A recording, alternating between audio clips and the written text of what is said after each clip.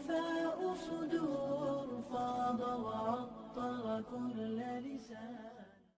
نحمده ونصلي على رسوله الكريم اما بعد فاعوذ بالله من الشیطان الرجیم بسم اللہ الرحمن الرحیم رب اشرح لي صدری ویسر لي امری واحلل عقدۃ من لسانی یفقهوا قولی.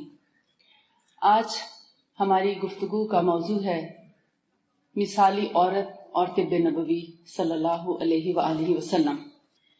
ہم سب سے پہلے دیکھیں گے کہ اس معاشرے میں اور نبی صلی اللہ علیہ وآلہ وسلم کے آمد سے پہلے کے معاشرے میں عورت کا کیا مقام تھا اور اسلام نے عورت کو کیا مقام دیا. عورت کو اسلام سے پہلے انسانیت کے دائرے سے بالکل خارج قرار دیا گیا تھا. یونانیوں میں عورت کا وجود ناپاک اور شیطانی تصور کیا جاتا تھا. رومی لوگ عورت کو روح انسانی سے خالی جانتے تھے. وہ اسے قیامت کے دن دوبارہ زندہ کیے جانے کے قابل بھی نہیں سمجھتے تھے. ساسانی بادشاہوں کے زمانے میں عورت کا شمار اشیاء خرید و فروخت میں ہوتا تھا، یعنی عورت خریدی اور بیچی جانے والی چیز سمجھی جاتی تھی. زمانہ جاہلیت کے عرب تو بیٹی کی پیدائش کو اپنے لیے موجب ننگ و آر سمجھتے تھے. ہندو اور پارسی عورت کو ہر خرابی کی جڑ، فتنے کی بنیاد اور حقیر ترین چیز شمار کرتے تھے. چین کے فلسفی کا قول ہے کہ عورت حکم اور احکام دینے کے قابل بھی نہیں ہے. عورت کو گھر میں بند رہنا چاہیے تاکہ لوگ اس کے شر سے محفوظ رہیں. اس سے پہلے اسلام جزیرہ نما عرب میں عورت زندہ رہنے کے قابل بھی نہیں سمجھی جاتی تھی. بیٹی کی پیدائش انتہائی شرمساری کا موجب تھی. اسلام نے عورت کو وہ مقام دیا اور ایسی عظمت دی جس کا تصور کسی غیر مسلم معاشرے میں ممکن نہیں ہے. عورت کے مقام اور مرتبے کے لیے آپ صلی اللہ علیہ وآلہ وسلم کا یہی ارشاد کافی ہے کہ دنیا ساری کی ساری متاع ہے اور دنیا کی سب سے بہترین پونجی نیک عورت ہے. آپ صلی اللہ علیہ وآلہ وسلم نے عورت کو کیا مقام دیا ہے کہ دنیا کی سب سے بہترین چیز جو ہے وہ عورت ہے، کیونکہ عورت سے نسلیں پروان چڑھتی ہیں. عورت اپنی نسلوں کو بناتی یا بگاڑتی ہے. عورت سے ایک اچھی نسل جنم لیتی ہے. اور اگر عورت مسلمان ہے اور اپنے بچوں کی صحیح تربیت کرنے والی ہے تو اس کے قدموں تلے جنت رکھتی ہے. اور جب اس کو ماں کا رتبہ ملتا ہے تو اس کو باپ کے بدلے 3 درجے گنا زیادہ حقدار سمجھا جاتا ہے کہ اولاد اس کی عزت کرے، اس کی خدمت کرے اور اس کی اطاعت کرے. اسلام میں عورت کا بلند مقام اور ہر مسلمان کی زندگی میں مؤثر کردار ہے. صالح اور نیک معاشرے کی بنیاد رکھنے میں عورت ہی پہلا مدرسہ ہے. ماں کی گود جو ہے وہ ایک مدرسے سے کم نہیں ہے.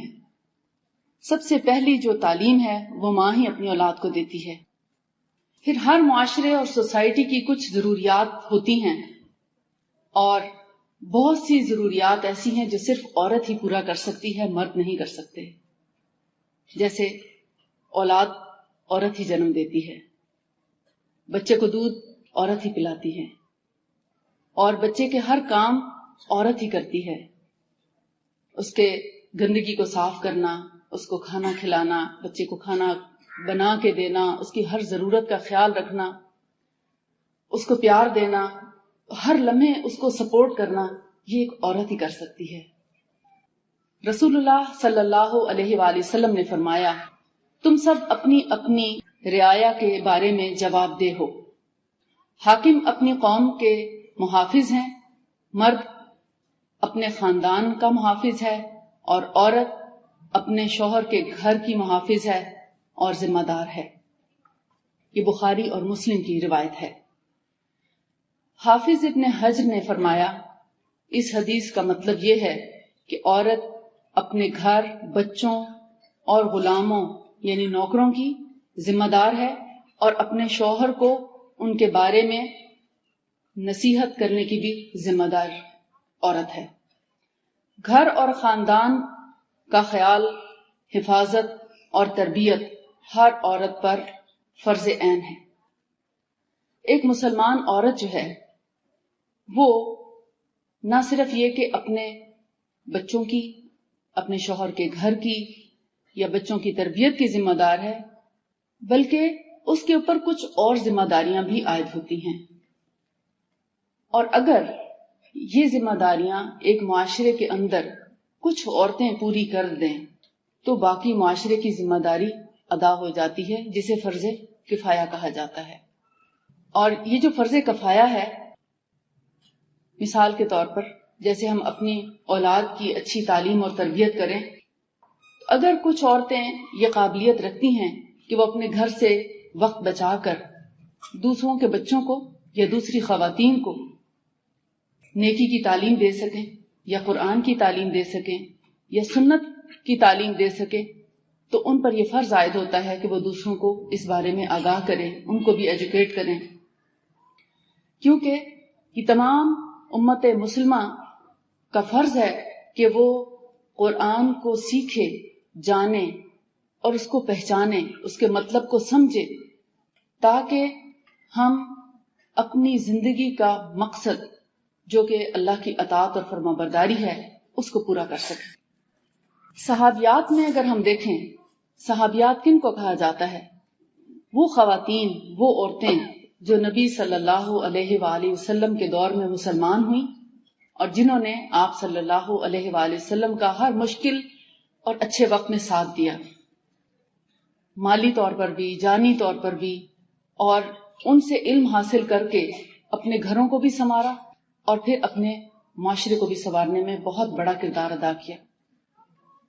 جیسا کہ مسلم کی روایت ہے، رسول اللہ صلی اللہ علیہ وآلہ وسلم غزوات میں جاتے اور ام سلیم اور انصاری عورتیں بھی رسول اللہ صلی اللہ علیہ وآلہ وسلم کے ساتھ ان غزوات میں شریک ہوتی، ان کے محرم بھی ان کے ساتھ ہوا کرتے تھے، یعنی جب غزوات میں جاتی تو اکیلے نہیں جاتی بلکہ ان کے ساتھ ان کے محرم ہوا کرتے تھے۔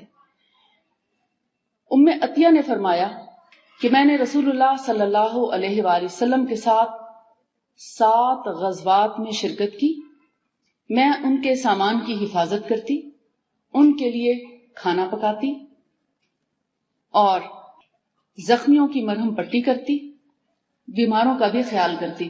جیسے کوئی زخمی ہو جاتا ہے، کسی کو بخار ہو جاتا ہے، کسی کی طبیعت خراب ہو جاتی ہے، انسان ہے نا، گھر میں ہو یا باہر سفر پہ ہو یا جنگ کی حالت میں ہو تو کسی کو بھی نزلہ، زکام، بخار، طبیعت خراب ہو سکتی ہے، تو وہ ام عطیہ جو تھیں وہ ان کا خیال کیا کرتی تھی۔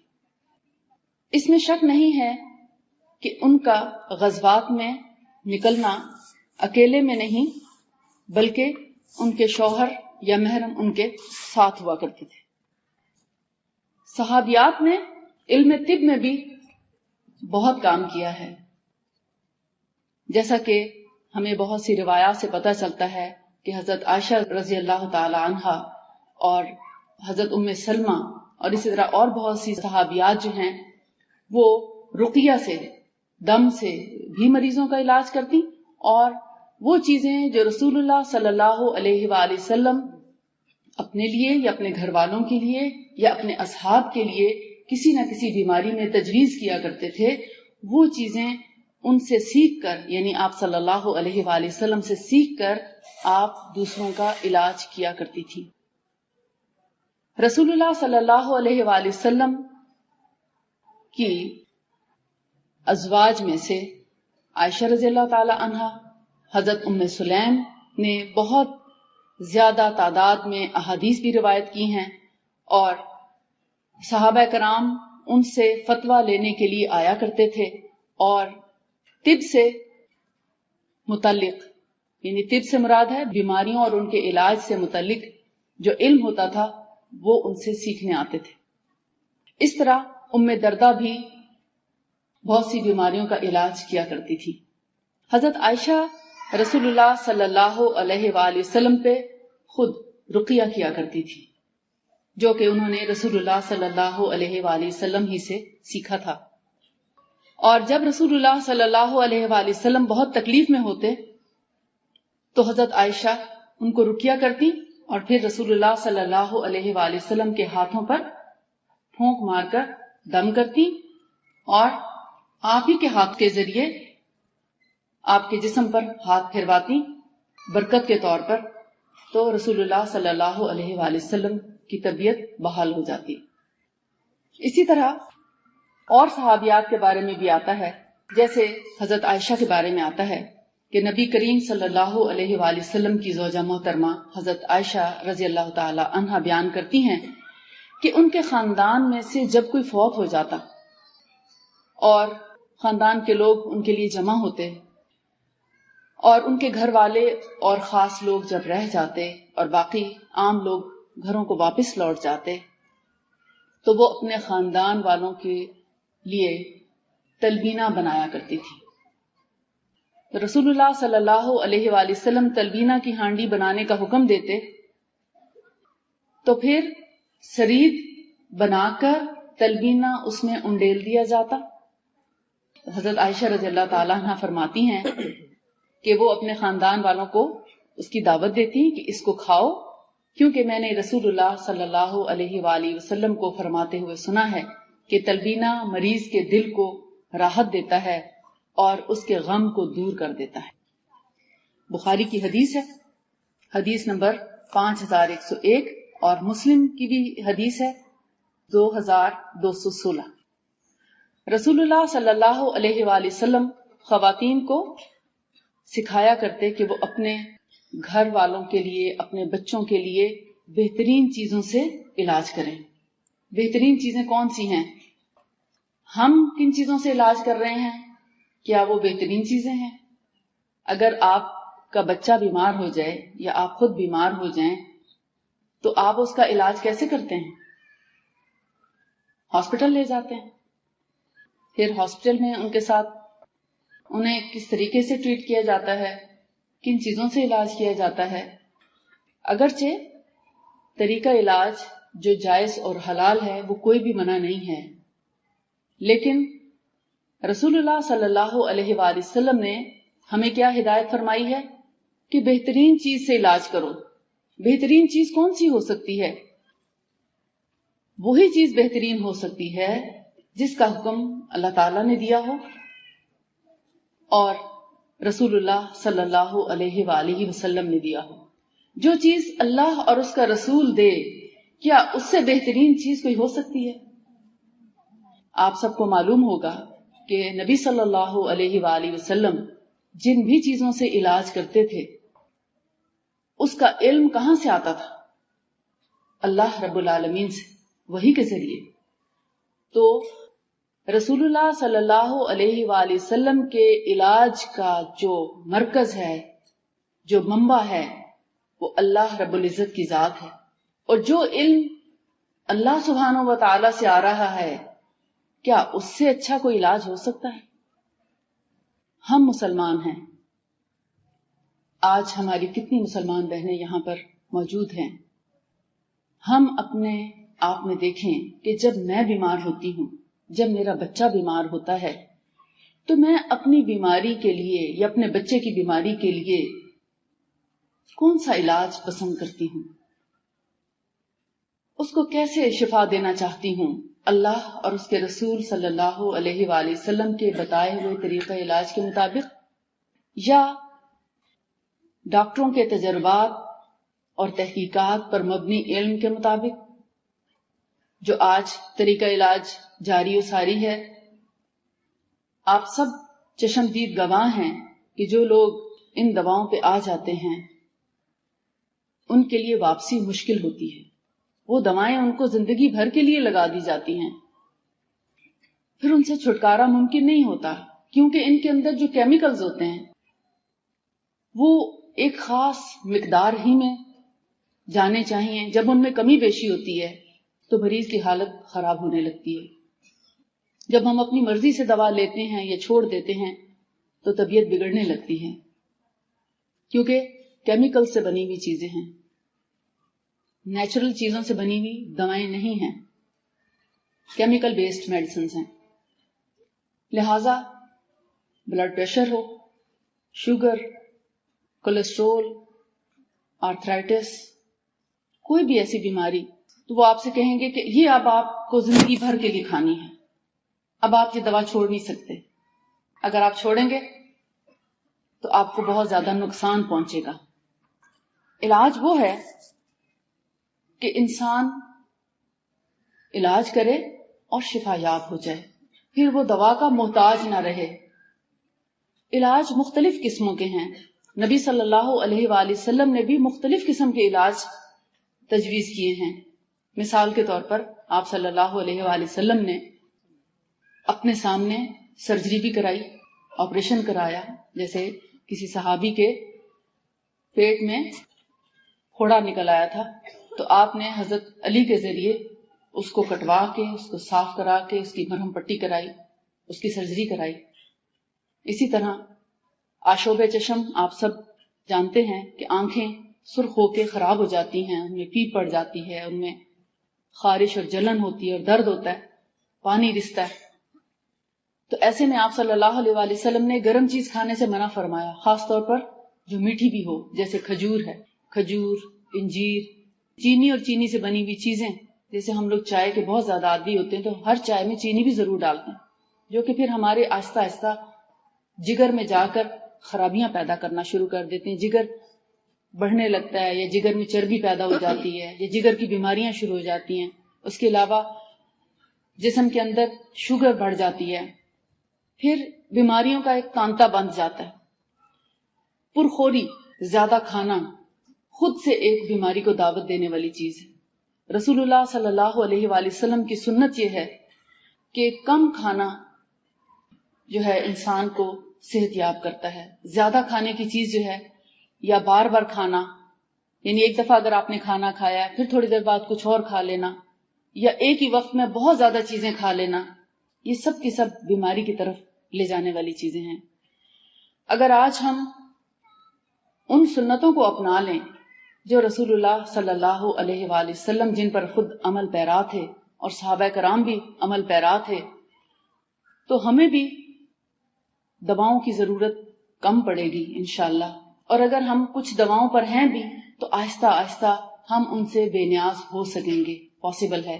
لیکن میرا یہ کہنے کا مقصد ہرگز نہیں ہے کہ اگر آپ کسی دوا کے عادی ہیں، خدا نخواستہ اگر کسی کو شوگر ہے یا بلڈ پریشر ہے یا کولیسٹرول ہے، ٹرائیگلائسرائڈ بڑھے ہوئے ہیں، تو وہ اپنی دوائیں چھوڑ نہ دیں کہیں، کیونکہ ایک دم سے دوا چھوڑ دینا موت کو دعوت دینے کے برابر ہے۔ لیکن آپ ساتھ ساتھ سنتوں کو اپنانا شروع کریں، اپنا کھانا، پینا، سونا، جاگنا، اور اپنے دن بھر کے معمولات کو اگر ہم سنت کے مطابق اختیار کر لیں۔ صبح سویرے اٹھنا، اللہ کے رسول صلی اللہ علیہ وآلہ وسلم جس وقت اٹھا کرتے تھے ان اوقات میں اٹھنا، اور جس وقت وہ سوتے تھے ان اوقات میں سونا، اور صبح اٹھنے کے بعد وہ سارے کام جو اللہ کے رسول صلی اللہ علیہ وآلہ وسلم کیا کرتے تھے، وہ ایمان اور وہ عقیدہ اپنے اندر راسخ کرنا جو اللہ کے رسول صلی اللہ علیہ وآلہ وسلم جس مقصد کے لیے آئے تھے، اگر وہ ہم اپنے اندر پیدا کریں تو آپ دیکھیں گے کہ آدھی بیماریاں ویسی چلی جاتی۔ صبح کے اوقات میں رسول اللہ صلی اللہ علیہ وآلہ وسلم نے اپنی امت کے لیے برکت کی دعا فرمائی ہے، یا اللہ میری امت کے صبح کے کاموں میں برکت عطا فرما۔ تو ہم جو کام صبح کے وقت میں کریں گے اس کام میں اللہ کے رسول صلی اللہ علیہ وآلہ وسلم کی دعا شامل ہوگی۔ ہم صبح سویرے نماز پڑھیں گے، قرآن کی تلاوت کریں گے، ایک حدیث کا مطالعہ کر لیں گے، صبح و شام کے جیسے اذکار ہیں، صبح ذکر کریں، اذکار کریں، صبح کی دعائیں ہیں وہ پڑھیں، تو آپ دیکھیں گے آپ ایک بہت اچھے دن کا آغاز کریں گے۔ آپ کا دل اطمینان سے پر ہوگا، آپ کی روح طاقتور ہوگی، سارا دن آپ کو ایک جسمانی اور روحانی قوت ملے گی، دن بھر کے کام کرنا آپ کے لیے کچھ مشکل نہیں ہوگا۔ لیکن اگر آپ فجر پڑھ تو لیتے ہیں اور فجر پڑھ کے پھر سو جاتے ہیں، تو آپ دیکھتے ہیں کہ ایک وہ شخص جو فجر ہی نہیں پڑھتا، اس کے اوپر تو خباثت طاری ہو جاتی ہے، اس کے سارے دن کے کاموں میں بے برکتی ہو جاتی ہے، اور پھر وہ اللہ کی رحمت سے دور بھی رہتا ہے۔ اور جو شخص صبح اٹھتے ہی اللہ کے آگے جھک جاتا ہے، اللہ کے آگے سجدہ کرتا ہے، تو آپ دیکھیں ہماری نماز کے اندر ہماری بہت سی بیماریوں کا علاج پوشیدہ ہے، خاص کر روحانی اور یہ جو ذہنی امراض ہیں، اس کے علاوہ اعصابی کمزوری جو ہم محسوس کرتے ہیں، آپ کو جب تھکن محسوس ہو وضو کر کے 2 نفل پڑھ لیں اچھے طریقے سے، تو آپ دیکھیں گے آپ کی تھکن دور ہو جائے گی انشاءاللہ۔ جس وقت آپ بیٹھ کے تھکیں، آپ اٹھ کر 2 نفل پڑھ لیں، آپ کی ساری تھکن دور ہو جائے گی، اور آپ پھر اپنے رب سے قریب بھی رہتے ہیں۔ جب آپ اللہ کو یاد کرتے ہیں تو اللہ آپ کو یاد کرتا ہے۔ فاذکرونی اذکرکم، تم مجھے یاد کرو تو میں تمہیں یاد رکھوں گا۔ اللہ تعالیٰ کا یہی حکم ہے نا، یہی فرمان ہے قرآن پاک میں۔ تو جب ہم اللہ کو پلٹ کر یاد کرتے ہیں تو اللہ تعالیٰ ہمیں بھی یاد کرتا ہے۔ ہم اکیلے میں یاد کرتے ہیں، وہ فرشتوں کی محفل میں یاد کرتا ہے، آسمانوں پہ یاد کرتا ہے۔ ہم اس کو زمین میں یاد کرتے ہیں زمین پر، وہ آسمانوں میں ہمیں یاد کرتا ہے۔ ہم 1 قدم اللہ کی طرف بڑھتے ہیں، اللہ تعالیٰ 10 قدم ہماری طرف بڑھتے ہیں۔ تو آپ دیکھیں کہ وہ ایک ہماری جو بیک سپورٹ ہے وہ کتنی اسٹرانگ ہو جاتی ہے۔ ڈپریشن کا شکار وہ لوگ ہوتے ہیں جن کو اللہ پر بھروسہ نہیں ہوتا، توکل نہیں ہوتا، اور اللہ سے امید نہیں ہوتی۔ مومن اللہ سے پر امید رہتا ہے، اللہ سے محبت کرتا ہے۔ اور ایک ماں، اگر ایک مثالی ماں جب اپنے ہر کام میں بسم اللہ کا اہتمام کرتی ہے، ہر کام میں اللہ کو یاد کرتی ہے، اور اس کا بچے جب اس کو دیکھ رہے ہوتے ہیں تو وہ آٹومیٹیکلی سیکھ رہے ہوتے ہیں کہ مجھے بھی اپنے کام میں بسم اللہ کا اہتمام کرنا ہے، وہ بھی بسم اللہ سے کام کا آغاز کرتا ہے۔ ایک ماں جو ہے ایک پورے معاشرے کو تعمیر کرتی ہے، پورے معاشرے کی تعمیر میں اس کا حصہ ہوتا ہے، کیونکہ ایک ماں سے کئی بچے پیدا ہوتے ہیں، اور وہ بچے مختلف خاندانوں میں بیاہے جاتے ہیں، ان سب خاندانوں میں ان کا اثر پہنچتا ہے، پھر ان سے جتنی نسلیں تیار ہوتی ہیں ان سب پر اس عورت کا اثر ہوتا ہے۔ آپ دیکھیں گھر کی ایک دادی اور ایک نانی اپنی تمام آنے والی نسلوں کی ایک طرح سے رہنما ہوتی ہے، ان کی رہنمائی کر رہی ہے، بچے ان سے سیکھ رہے ہوتے ہیں۔ اور اگر ماں ہر کام میں اللہ کو یاد کر رہی اور ہر کام میں بسم اللہ پڑھ کے اپنے کام کا آغاز کرتی ہے، چاہے وہ کھا رہی ہے، وہ پی رہی ہے، وہ اوڑھ رہی ہے، وہ بیٹھ رہی ہے، وہ کھڑی ہو رہی ہے، وہ سواری پہ بیٹھ رہی ہے، وہ گھر سے باہر نکلنے لگی ہے، وہ گھر کے اندر انٹر ہو رہی ہے، وہ اپنے بستر پہ بیٹھنے لگی ہے، وہ اپنی نشست میں بیٹھنے لگی ہے، وہ پڑھنا شروع کر رہی ہے، وہ ہر کام میں جب بسم اللہ پڑھتی ہے تو کیا بچے بسم اللہ نہیں سیکھیں گے؟ بچے اس کو خود بخود سیکھ لیں گے۔ اور اسی طرح آپ حضرت فاطمہ رضی اللہ تعالی عنہا کو دیکھیں، حضرت عائشہ رضی اللہ تعالی عنہا کو دیکھیں کہ انہوں نے اپنے دن بھر کے کاموں میں اپنے بچوں کے ساتھ کس طرح وقت گزارا۔ حضرت فاطمہ کی کتنی زندگی ہے، 26-27 سال کے دوران وہ اللہ کو پیاری ہو گئی، لیکن جنت کی سردار وہ کیسے کہ انہوں نے زندگی کا شاید ہی کوئی لمحہ اللہ کی یاد کے بغیر گزارا ہوگا۔ وہ اگر جھاڑو بھی دے رہی ہیں تو اللہ کو یاد کر رہی ہیں، اللہ کا ذکر کر رہی ہیں، وہ اگر دودھ پلا رہی ہیں تو دودھ پلانے کے دوران اللہ کو یاد کر رہی ہیں، وہ قرآن پڑھ رہی ہیں، وہ اپنا کھانا پکا رہی ہیں، وہ چکی پیس رہی ہیں، وہ کپڑے دھو رہی ہیں، وہ برتن دھو رہی ہیں، وہ ہر کام میں اپنے رب کو یاد کرتی ہیں۔ وہ ہے مثالی ماں، ہمیں ان کو فالو کرنا ہے۔ ہمیں آج کے دور کی جو ماڈلز ہیں ان کو فالو نہیں کرنا۔ ہم مسلمان ہیں، ہم نے اپنی حیثیت میں رہنا ہے، ہم نے اپنے رب کی یاد کے ساتھ زندگی گزارنی ہے۔ جب ایک عورت حمل سے ہوتی ہے اور جب وہ اپنے دن بھر اور رات بھر جب اس کی آنکھ کھلتی ہے اور وہ اللہ کو یاد کرتی ہے تو کیا اس کے پیٹ میں پلنے والا بچہ جو ہے وہ اپنے رب سے ناشنا پیدا ہوگا؟ وہ تو اپنے رب کی یاد لیے ہوئے پیدا ہوگا۔ اور یہی ماں جو ہے وہ پھر آگے چل کر جب بچے کو دودھ پلاتی ہے تو اس کے دودھ کے اندر جو اس کا اثر آتا ہے اللہ کی یاد کا، وہ بچہ لے کر بڑا ہوتا ہے۔ اور ایسی ہی نسل جب ہم پروان چڑھائیں گے تو پھر ہم ایک صحیح معنوں میں امت مسلمہ جس کو قرآن پاک میں کہا گیا ہے وہ ہم تیار کریں گے۔ میری اللہ تعالیٰ سے دعا ہے کہ آپ میں سے ہر ماں جو ہے اور ہر بہن جو ہے جو آگے چل کر ماں بننے والی ہے، ہمیں اللہ کی پہچان ہو، ہم ہر کام میں اپنے رب کی یاد کو ساتھ لے کے چلیں اور اپنے ہر طریقے کو نبی صلی اللہ علیہ وآلہ وسلم کے طریقے کے مطابق ڈھال لیں، اپنے گھر میں ہوں یا گھر سے باہر، اپنے خاندان میں ہوں، کسی شادی بیاہ پر ہوں، کسی فوتگی پر ہوں، کسی دعوت پر ہوں، ہر حال میں رسول اللہ صلی اللہ علیہ وآلہ وسلم کے بتائے ہوئے طریقوں کو لے کر چلیں اور ان کو اپنانے کی کوشش کریں۔ جو چیزیں ہمیں نہیں معلوم وہ ہم دوسروں سے سیکھیں اور جو سیکھ لیا ہے وہ دوسروں کو سکھائیں. یہ ہماری ذمہ داری ہے. کنتم خیر امۃ اخرجت للناس تأمرون بالمعروف وتنہون عن المنکر، کہ تم ایک بہترین امت ہو، تم لوگوں کے لیے نکالے گئے ہو.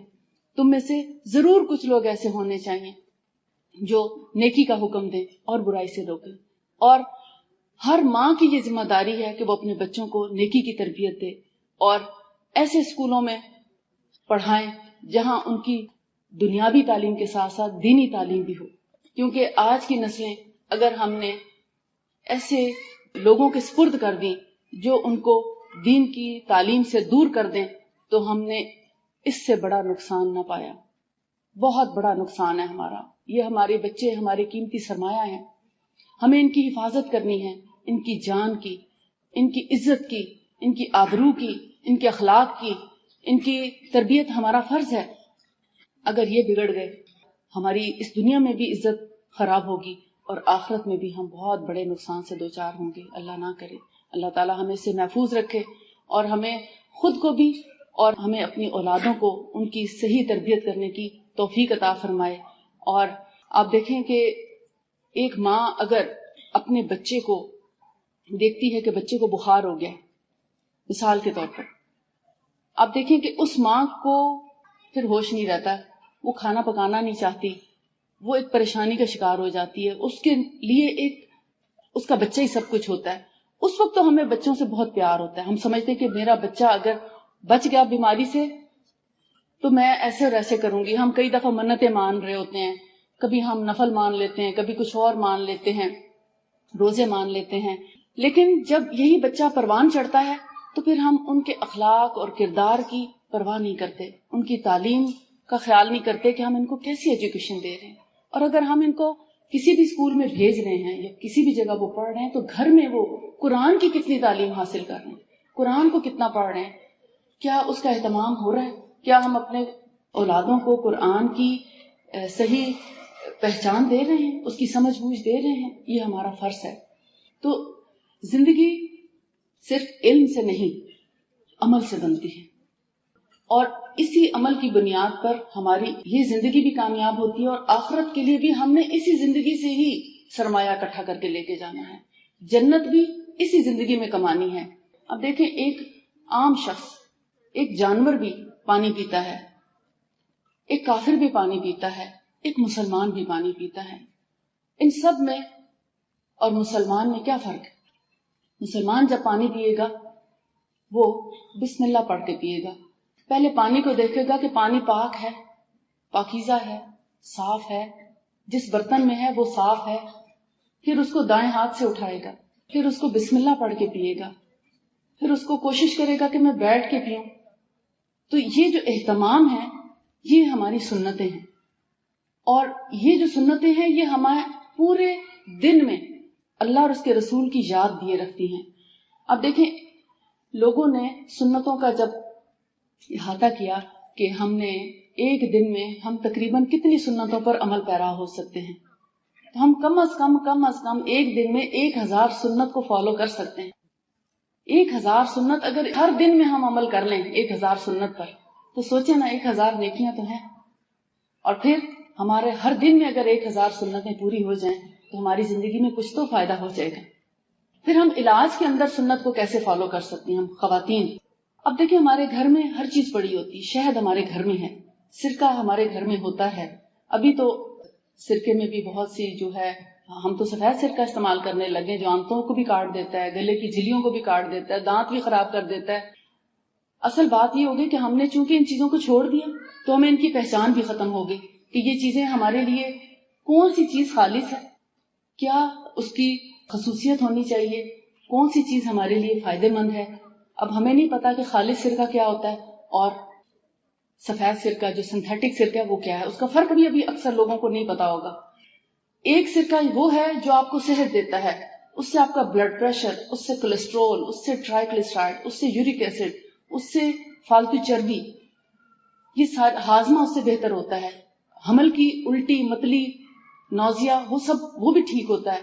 دعوت کا کھانا کھا لیا ہے، ہیوی ہے، گھی زیادہ تھا یا مسالے زیادہ تھے، کچھ ہاضمہ ٹھیک نہیں ہوا، کھانا ہضم نہیں ہوا، 1 چمچ صحیح خالص سرکہ پانی میں ڈال کے پی لیں، ہاضمہ ٹھیک ہو جاتا ہے. شہد ہمارے گھر میں، اس سے ہم علاج کر سکتے ہیں. نزلہ میں، کھانسی میں، زخموں میں، جل جانے میں شہد لگا دیں. شہد سے آپ جو ہے وہ شفا دے سکتے ہیں اپنے بچوں کو. فوری ہم بہت سی چیزوں سے شفا حاصل کر سکتے ہیں. پھر نبی صلی اللہ علیہ وآلہ وسلم کی جتنی بھی چیزیں ان کو جانیں، ان کو پہچانیں کہ آپ صلی اللہ علیہ وآلہ وسلم کس موقع میں کس چیز کو استعمال کیا کرتے تھے. یہ ہر ماں کو پتہ ہونا چاہیے تاکہ فرسٹ ایڈ کے طور پر گھر میں اگر کوئی ایمرجنسی ہو جاتی ہے تو اس کو پتہ ہو کہ میں نے اپنے بچے کو کس طریقے سے ٹریٹ کرنا ہے. بخار میں اب دیکھیں آپ صلی اللہ علیہ وآلہ وسلم نے فرمایا بخار کو ٹھنڈا کرو پانی کے چھینٹے سے یا نہلا کر یا اس کو وضو کرا کر. دیکھا جائے کہ بخار کس قسم کا ہے، اس کو پانی کے چھینٹا تو دیا جا سکتا ہے، وضو تو کرایا جا سکتا ہے ہر بخار میں، تو بخار ایک دم سے ٹھنڈا ہونے لگتا ہے. اب چونکہ وقت بہت کم ہے اور بھی جو ہیں آپ کے لیے انشاءاللہ پروگرام ترتیب دیا گیا ہے، تو میں چاہوں گی کہ میں آپ کا زیادہ وقت نہ لوں.